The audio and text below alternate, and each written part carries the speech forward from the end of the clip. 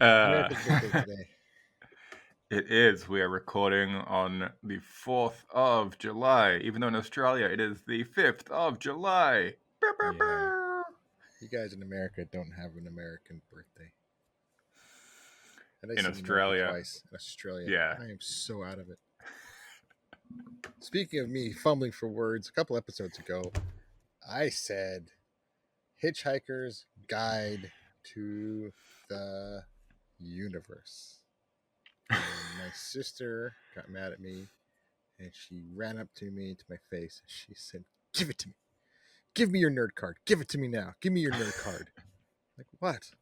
You know what you said? You know what you said? So I got that. Got a slap in the face from the kid. I feel bad. And now I just said, and I just called Australia America. I've made some boo boos. Boo boos. Well, this is the scientific method, right? You do something that you think is right, and you realize that it's wrong, and you learn from your mistakes. Thank you. See? Yeah. Which makes you a scientist, which is perfect because this is Science Actually Presents the Nerd and the Scientist, making us both nerds and Yes. both scientists. We're changing the name. The nerds and the scientists. Or the Nerds nerds and and the scienti, scientists. because scientists like to pluralize things weird.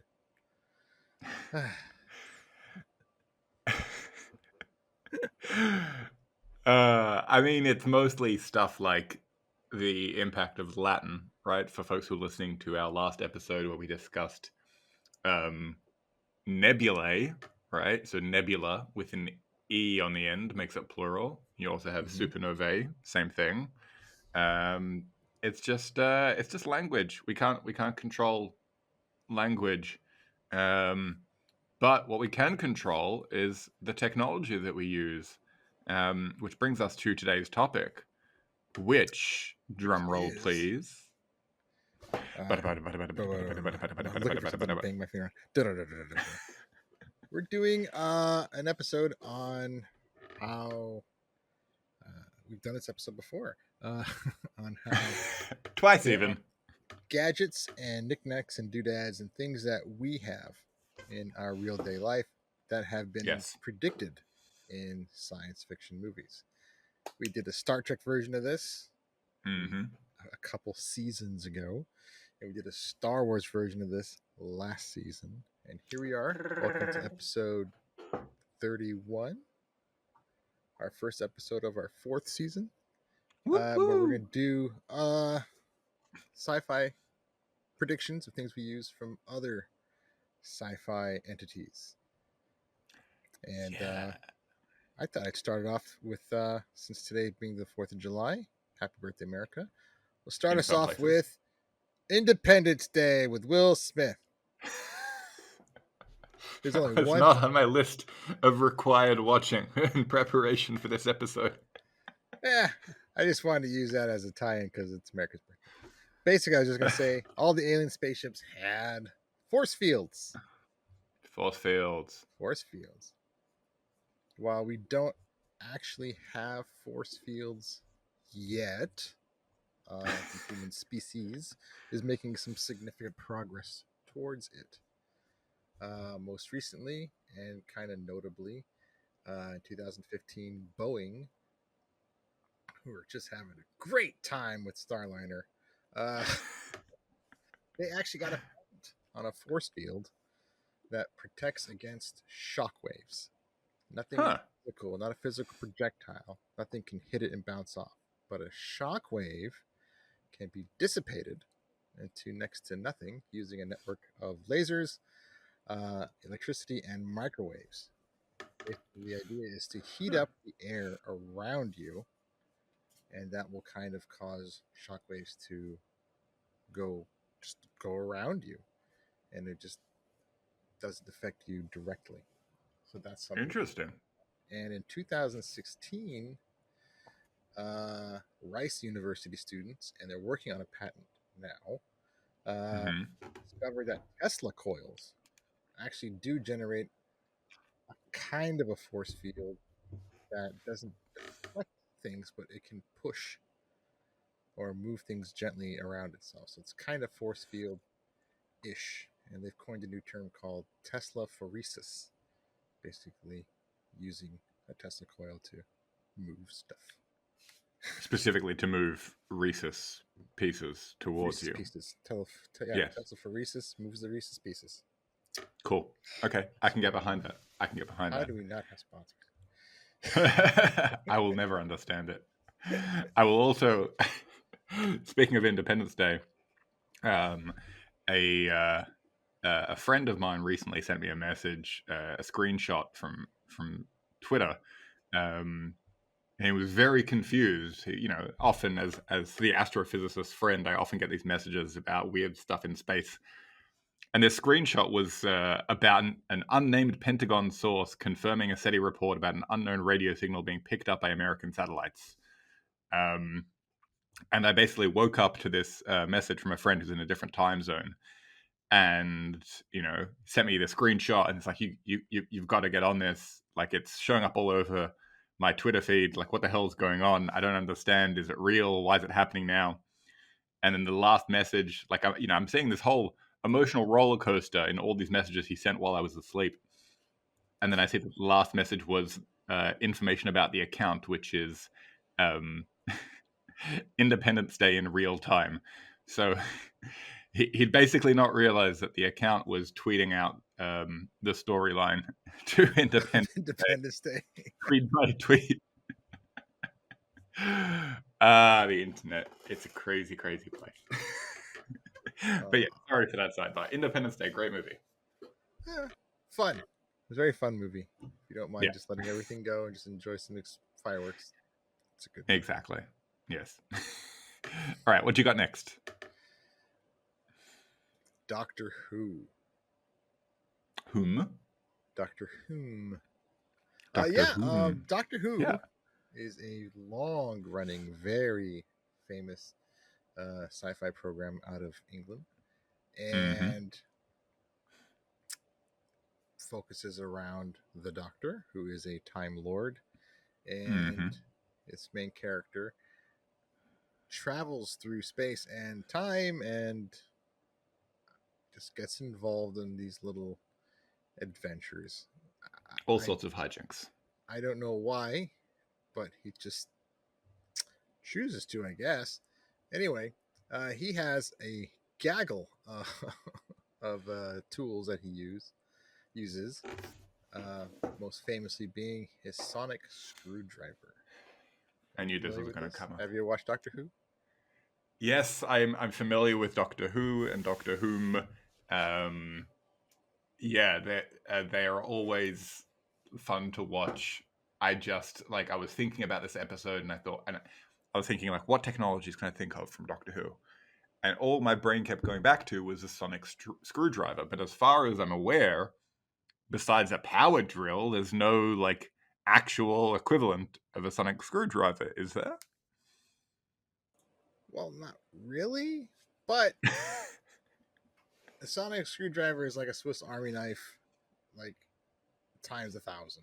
It can unlock a door and burn things and disarm things, and it can teleport, and it can hack computers, and you could use it as a flashlight or a microphone, or do it for geo-tracking or geolocation. It could be used as a regular phone, and it can translate speech for you, and it can open doors and so on and so forth. It can do a lot of stuff, but a lot of those things I just said you can do right now with your cell phone.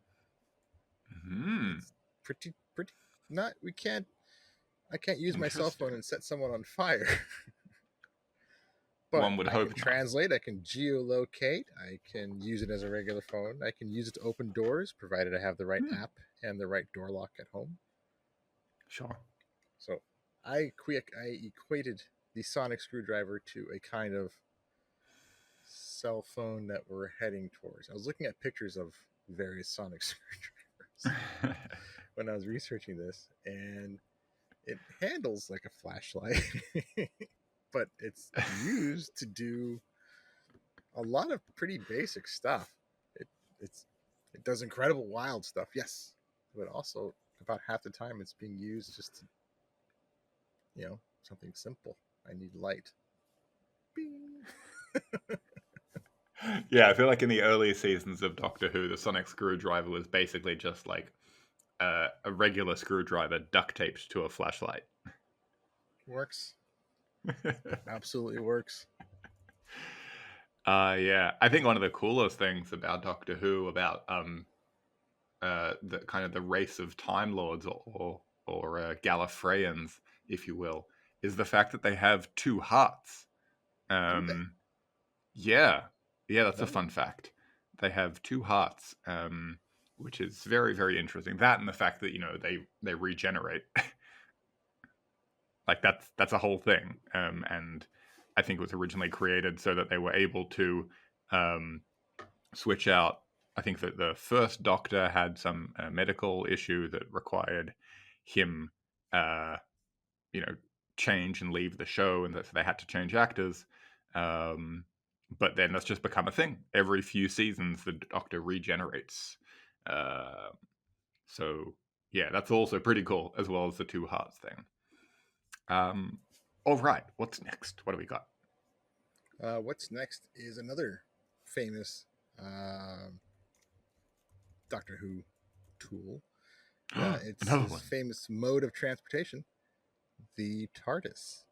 Yes. It's a big blue police box you might see Mm-hmm. on the streets of England. It's bigger inside than it is outside. And it's equipped with some wibbly-wobbly, timey-wimey goodness that lets it travel anywhere, anytime.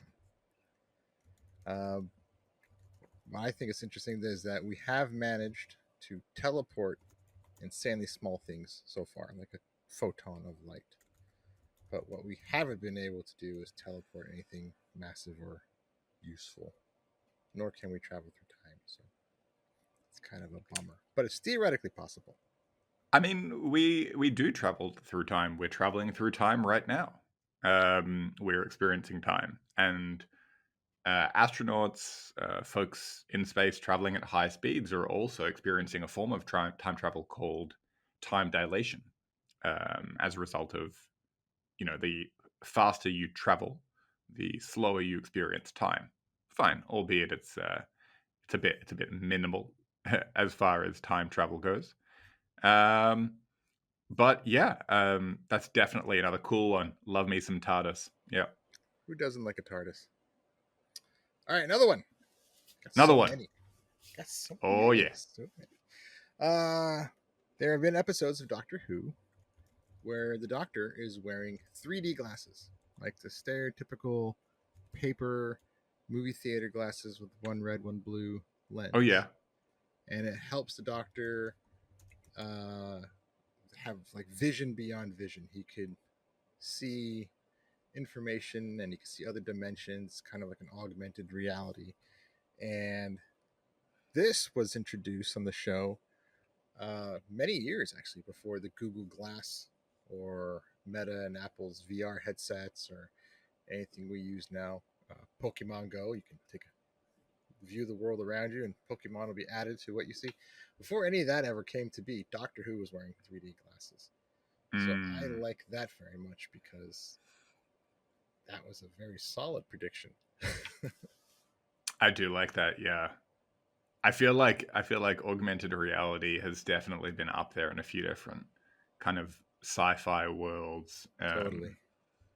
or like heads-up displays Mm-hmm. for superheroes, or yeah, definitely, definitely a big one. Another Doctor Who one, which I did Oh not my know about. gosh. I'm not the biggest Doctor Who guy. I know a little bit about it. My nephew, who you've met, knows every episode by heart. Uh, Oh yeah, classic loves Adam. Doctor Who. But Doctor Who, there are the Ood translation spheres, which Yes. I did Oh not know yes. this. I did not know. How did I forget about them? I don't know. How did you? It was It's an very rude of intergalactic me to forget about translator you. comprised of a series of spheres that capture thoughts and translate them telepathically to the listener. And does this exist in reality? Almost. Yeah. No, Almost. it. I mean, you're pretty close. Like, um, universal translators has been a staple of science fiction forever. Whether it's those white Mm-hmm. glowing spheres that the Ood have, or the Babel fish or Babel fish to some people that folks put inside their ear in Hitchhiker's Guide to the Galaxy, that allows you to hear and understand different languages.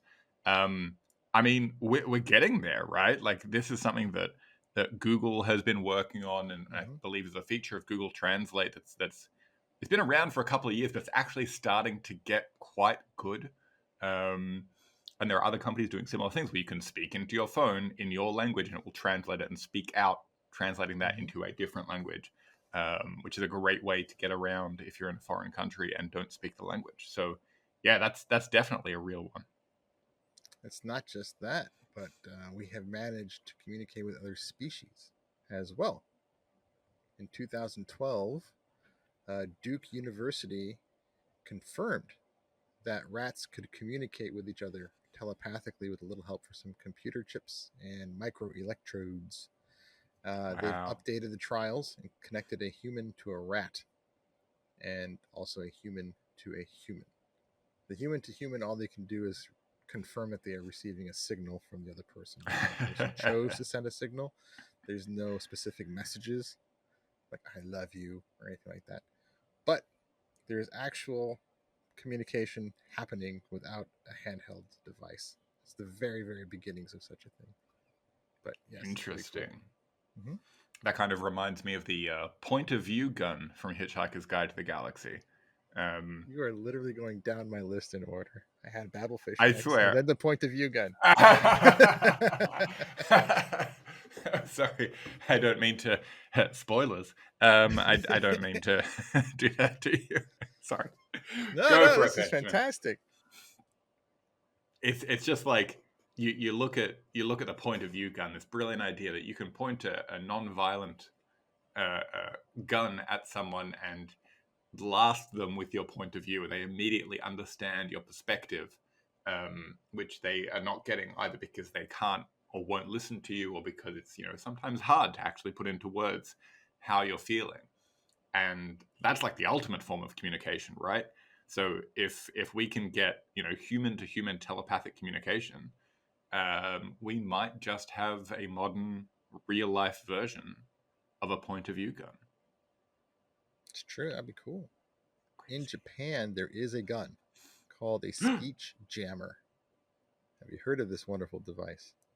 I have not.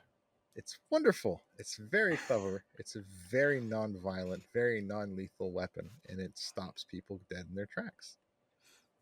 You make noise, you speak, whatever sound it is you're generating, and I aim this gun at you while you're talking, shouting, whatever it is you're doing, and it records your voice and it blasts it back directly at you just a Oh, couple hundredths of a second after you say it. So your brain doesn't have the time to process it. All it knows is that you're saying something and it's hearing it said back to it immediately. And the only way your body knows how to respond is to stop. You don't want to move, you don't want to talk. Like, interesting. it's a very interesting thing. It kind of just, I don't want to say it's like it paralyzes your brain or anything, but it tricks your brain enough to make you just zip it. And then Okay, it's I very thought you were interesting. going in a different direction of destructive interference with waves, right? So if you send out a signal and that signal is met with the same signal, just out of phase, the waves cancel out, right? Mm. So um, if you have a sound wave that's moving across a room, and you have a sound wave that is offset by a certain amount of time from that sound wave coming in the opposite direction, the peaks and the valleys of that wave could cancel each other out, right? So Can a that's sound wave called hit a sound wave? Is that a thing? yeah. I mean, a sound wave is a physical thing, right? A sound wave is a pressure wave through air molecules or through Whatever medium. through gas, through a medium. Yeah. Ah, so if I make a loud sound here and equally loud sound here, and they they hit. Yeah, I mean, you have to have similar wave properties, but yeah, it's feasible. I mean, I feel like I heard about some technology for doing this. I feel like it might exist. But yeah, fascinating. I feel like there are definitely headphones that use a similar technology. I But think so. fact check me on that one.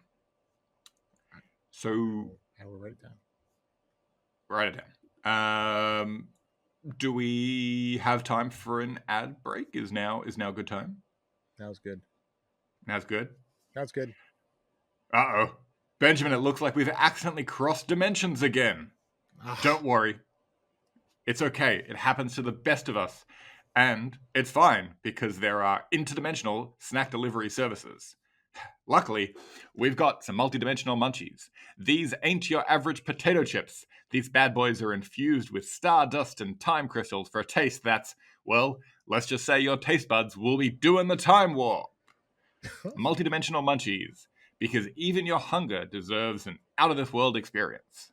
Find them in the snack aisle next to the virtual reality pickles.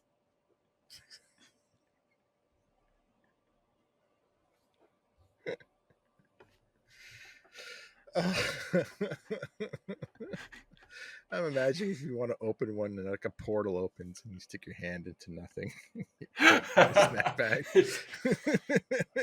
It's worse than the Pringles. The Pringles you can't get your full hand in. This, you get your hand in and it comes out 3 billion light years away.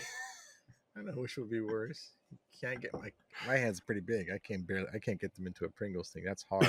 But what would be worse, that or putting my hand into absolute infinite unknown into a black hole, essentially. You pull your hand out. It's spaghetti. Man, this one potato chip's really heavy. They should have like dark matter potato chips. Like infinitely dense. Like some new flavors, like now with dark matter pepper or something. Make it out of neutron star material. Yeah. You couldn't even take it out of the store. It's one little bag. It won't move. You need a bulldozer to push it.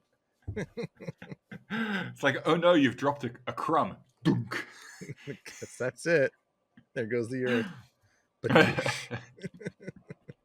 don't drop it or you'll destroy the world.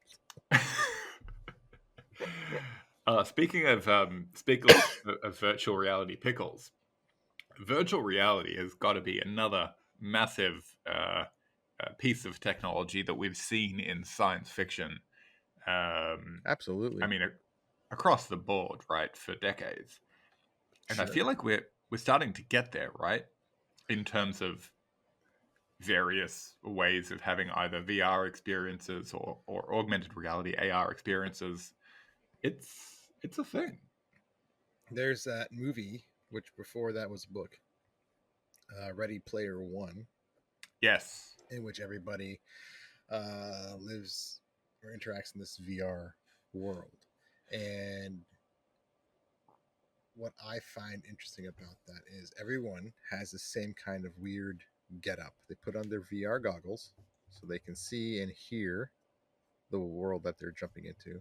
They put on their fancy gloves so they can manipulate items in there and kind of feel it. And they also all put on some weird kind of like a harness that helps them stay upright. And they have this kind of weird bowl-shaped platform that they stand on that helps them walk and run in every little direction. So once the goggles are on, they can literally have the sensation of they're moving and feeling things in this make-up world. And Disney is actually working on a type of floor that doesn't do anything until you start walking on it. And then I forget how the little mechanisms work, but whatever force you put into walking forward on it, it just counters it. So you just slide and you can turn. You won't fall. You maintain your balance. You don't feel your feet falling out from underneath you. As your feet moves harder, it spins back harder. As your feet slows down, it spins back less. And you can turn, you can pivot, and you can quickly pick up speed or quickly slow down.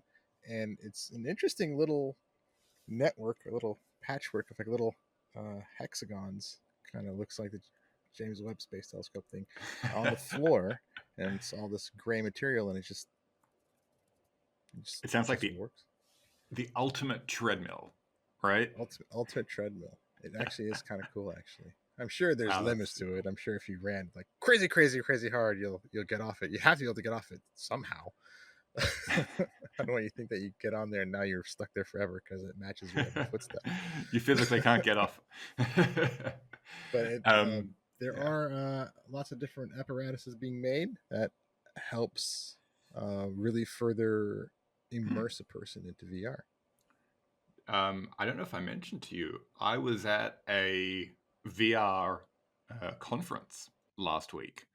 Um, so every year, the Astronomical Society of Australia has this annual science meeting, and normally it's done in one city of Australia, and everybody flies in there for the week. And this year, it was done as an online first uh, conference where basically rather than having all of these carbon emissions from people flying all over the place and all of these expenses from people flying and paying for hotels and yada yada yada, um, they basically created a VR world on a platform called Spatial, um, and they had a lecture hall there, and they had poster exhibits there, and they had like an exhibition hall, and so basically you could connect either with a VR headset or just with your laptop or computer. Otherwise, um, you could connect into this VR world and walk around and speak to people and watch lectures, and you would have like a little bubble above your head with your video feed so people can see you, and obviously you have a microphone. Um, it was really cool, like a lot better than I was expecting. It sounds very interesting, but would you have rather been in person? Do you feel you got to see and learn and hear more virtually than you would have if you were there?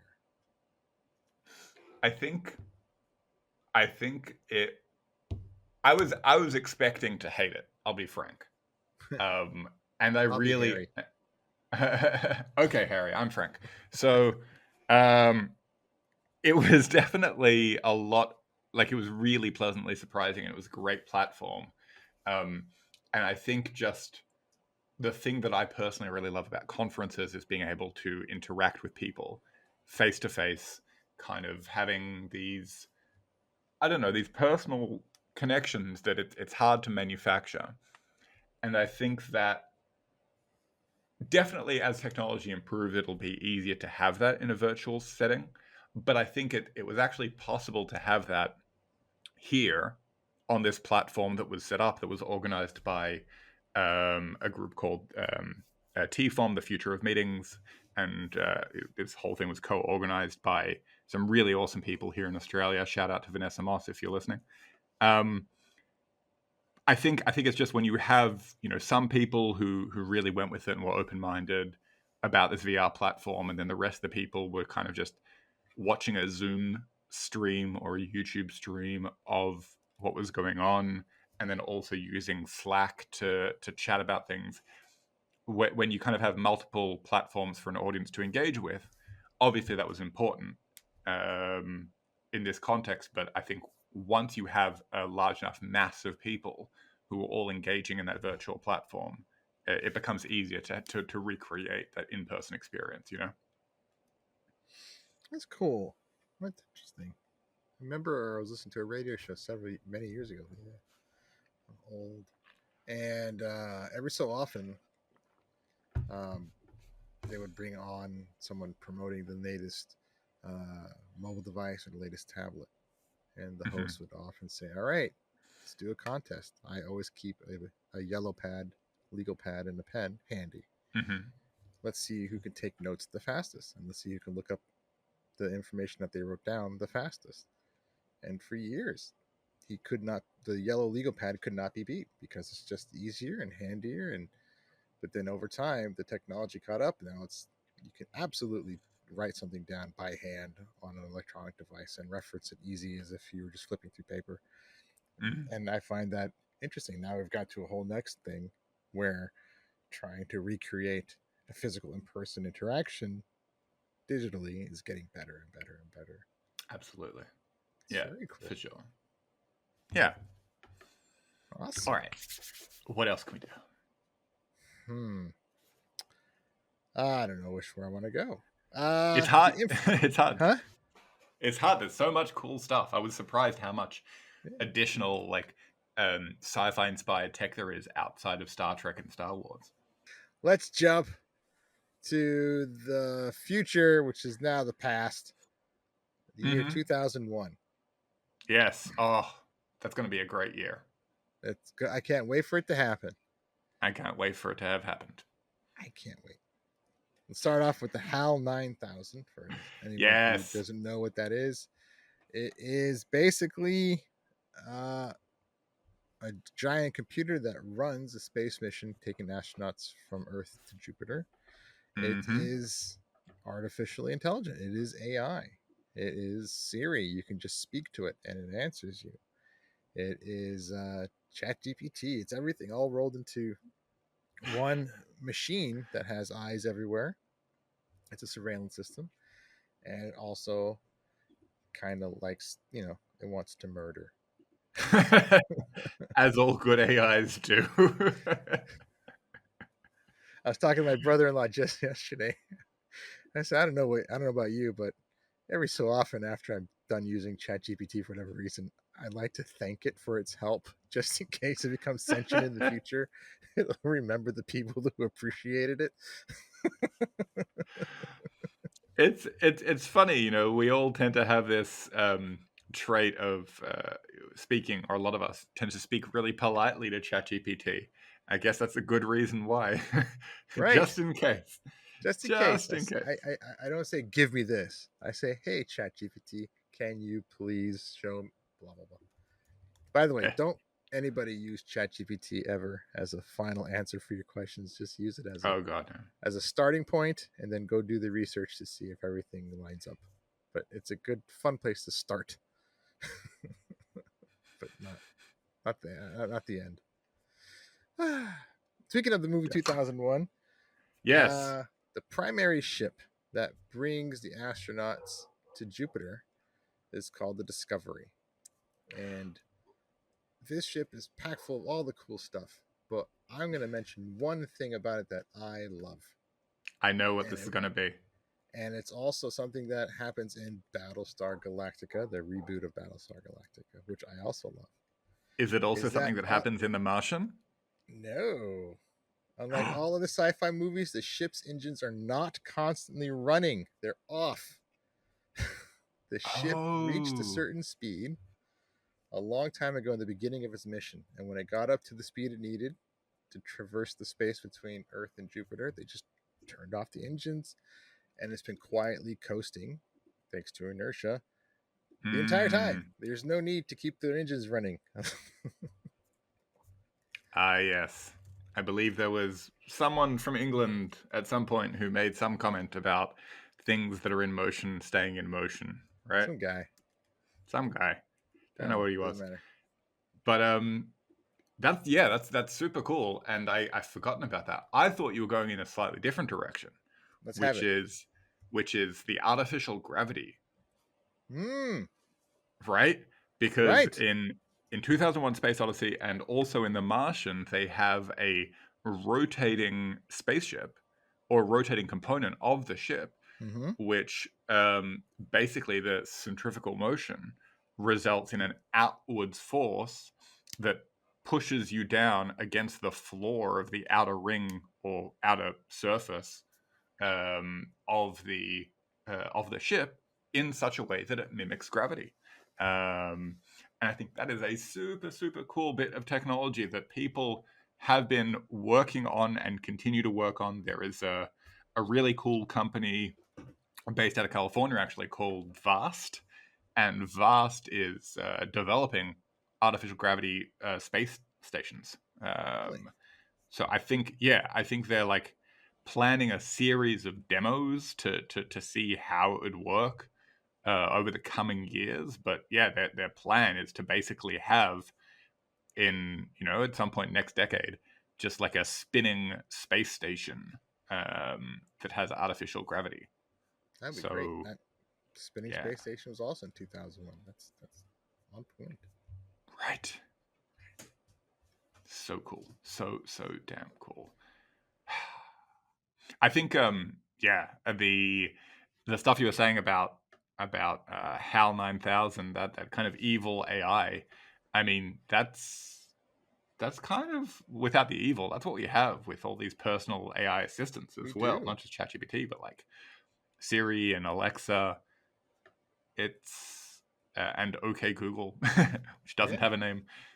It's it like, doesn't really. It's just Google. it's just Google. Hey Google, do a thing. I say, I love Yeah. messing with Google in my house. I try to use absolutely horrific accents for nothing comes out of my mouth clear, and I still say, "Hey Google, can you play me whatever song?" And it gets it. So Huh? that scares me Pretty about becoming sentient because we pretty can't good. speak weird. It'll still understand us. Another thing about 2001, when the astronauts, Yes. the main characters, are eating breakfast, they're sitting Mm-hmm. down having their little tray of rehydrated whatever, Mm. and each of them are staring at their own flat electric rectangle on the table next to them and just reading the news and watching TV and whatever. And it's an iPad. And that was predicted to exist in 2001 back when the movie was made in the 70s, I think.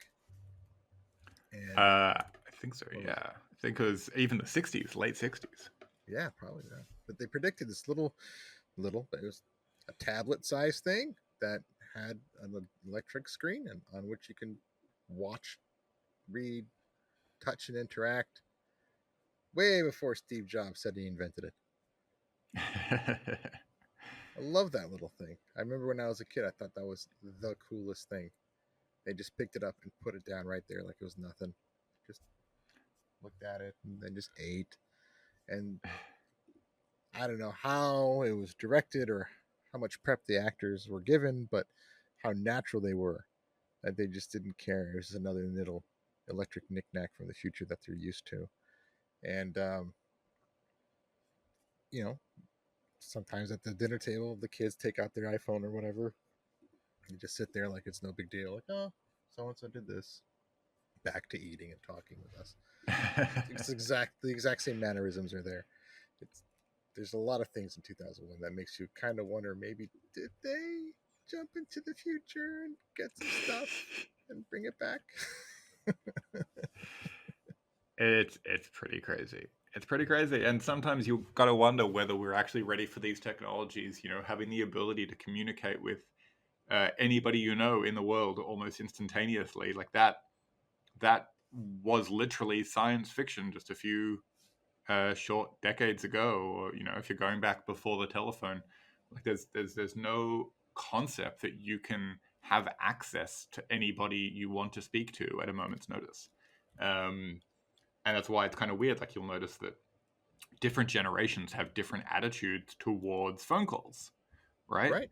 How acceptable it is to call someone with or without notice, um, what time you can call people. And nowadays, when you have like messaging platforms similarly that are used for both social communication and also commercial business communication, it's like, where do you draw the line? What time is a reasonable time to be calling people? And myself and a lot of people I work with have email signatures that express this kind of attitude of like, do Really? not do not feel pressured to respond to this when you receive it. Like, people have different time zones, different work habits, and you just, like, the fact that I sent it now means it was convenient for me to send it.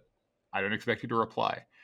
And it's kind of necessary because our psychology, our social psychology around technology is lagging behind the ability that the technology has across a whole bunch of things. I mean, the emailing and the communication is just an example. Uh, yeah, it's something we have to think about with new technologies. Yeah, I love that approach. Instead of telling people, don't write me back between the hours of this and this, much more gentler. Don't feel the Yeah, need to respond immediately. Take your time because yeah, people are all over the world. yeah, Ah, exactly. yeah. I like how that was said. Well done. Yeah. Yeah, not something I came up with. I'm just Nope, it's something following that originally trend. Kavi's. He came up with it on his own. Good job, Kavi. Okay, wow, this has been a good episode. I This was was a not good expecting one. us to have this many things to say about sci-fi inspired tech that are not Star Trek and Star Wars. That's right. People need to listen that not everything is Star Wars or Star Trek. There's many, many other flavors of sci-fi out there. We didn't even talk about Stargate. I mean, come on. I mean, is there a Stargate? Or maybe that's another episode. Maybe another. That's we could work that into like an ancient Egyptian astronomy type thing because that was cool. They had a lot Ooh. of information back then. They really were close observers of the stars, and also they were, given intelligence by an alien species. Yeah, Stargate's real. Okay. Well, thank you, folks, you wonderful, wonderful people, for listening and perhaps watching to this episode of Science Actually Presents The Nerd and the Scientist. Benjamin, where can the good people find you if they would like to? I would really like it if you wonderfully good people, can find me under the name of Science Actually on Facebook, on Twitter, on Instagram, on Threads, Hive, Mastodon, LinkedIn, and I know you're out there and I know you're paying attention because today, on America's birthday, I did a little meme about the bald eagle and I spelled it wrong. I spelled Blad Eagle. And when I made a boo boo, do responses. So I know you're out there. I know you can find me. I'm sorry about the typo. I fixed it. Kavi, where can the good people find you? Folks, if you're looking for me, you can find me at Fun Fact Science on all of the social media platforms.